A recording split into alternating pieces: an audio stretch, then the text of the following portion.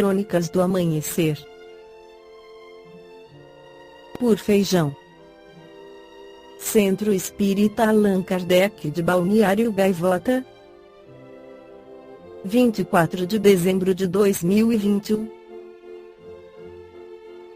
Maior árvore de Natal do mundo é acesa na Itália.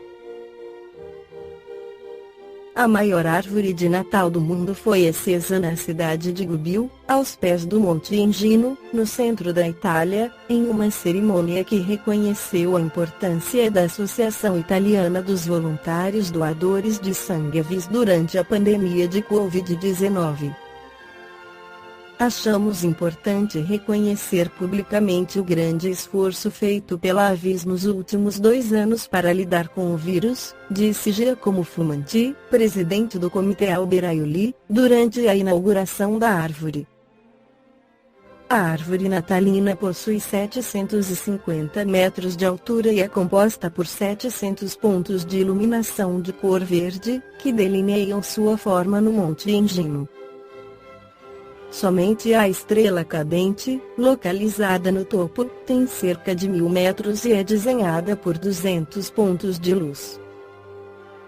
A enorme instalação cobre uma área de 130 mil metros quadrados, equivalente a mais de 15 campos de futebol. Ao todo, são 300 luzes verdes para criar a imagem da árvore e 400 coloridas para preencher a decoração. Na cerimônia, o bispo de Gubbio, Luciano Paulo Xibedini, observou que a iluminação deste ano nos faz procurar outros motivos de recuperação. No topo da árvore, está a Basílica do Padroeiro Baldo, que nos lembra que se estivermos juntos, unidos, podemos passar por qualquer tribulação. A árvore é montada há 41 anos e desde 1991 é reconhecida pelo Guinness Book of Records como a maior árvore de Natal do mundo.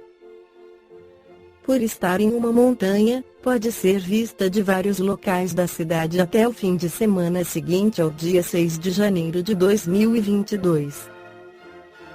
A revista Reformandor de dezembro de 2021 tem boa parte dedicada a Jesus. Traz também uma mensagem de Joana de Ângeles denominada A Grande Esperança, onde Joana encerra falando sobre a vinda de Jesus ao planeta. Jesus é insuperável.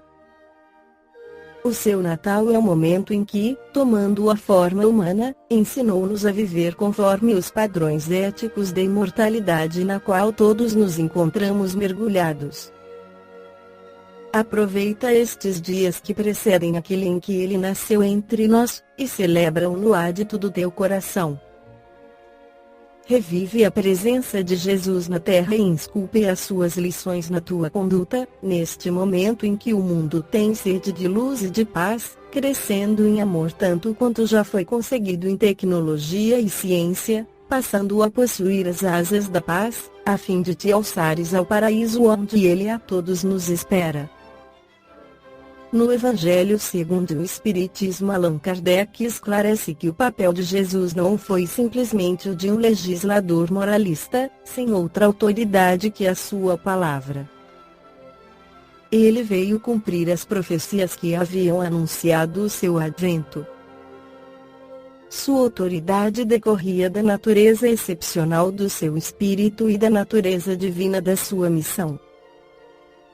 Ele veio ensinar aos homens que a verdadeira vida não está na terra, mas no reino dos céus, ensinar-lhes o caminho que os conduz até lá, os meios de se reconciliarem com Deus, e os advertir sobre a marcha das coisas futuras, para o cumprimento dos destinos humanos. Não obstante, ele não disse tudo, e sobre muitos pontos limitou-se a lançar o germe de verdades que ele mesmo declarou não poderem ser então compreendidas. Falou de tudo, mas em termos mais ou menos claros, de maneira que, para entender o sentido oculto de certas palavras, era preciso que novas ideias e novos conhecimentos viessem dar-nos a chave. Essas ideias não podiam surgir antes de um certo grau de amadurecimento do espírito humano. a ciência devia contribuir poderosamente para o aparecimento e o desenvolvimento dessas ideias. Era preciso, pois, dar tempo à ciência para progredir. Ainda no Evangelho segundo o Espiritismo, Allan Kardec esclarece sobre as 3 revelações para o mundo ocidental, pois todos os povos em todas as épocas também tiveram seus reveladores. Cada uma das 3 revelações divinas é contemporânea ao adiantamento dos espíritos encarnados da época em que vieram. Foi ensinado às sociedades de cada tempo apenas o que era possível compreender. Moisés trouxe ao povo hebreu a primeira das 3 revelações divinas, os 10 mandamentos. Moisés libertou seu povo da escravidão que sofriam pelos egípcios e lhes concedeu leis as quais puderam controlar socialmente a primitividade ainda existente nestes povos. A primeira revelação não poderia ainda falar sobre perdão ou caridade, pois não seria compreendida.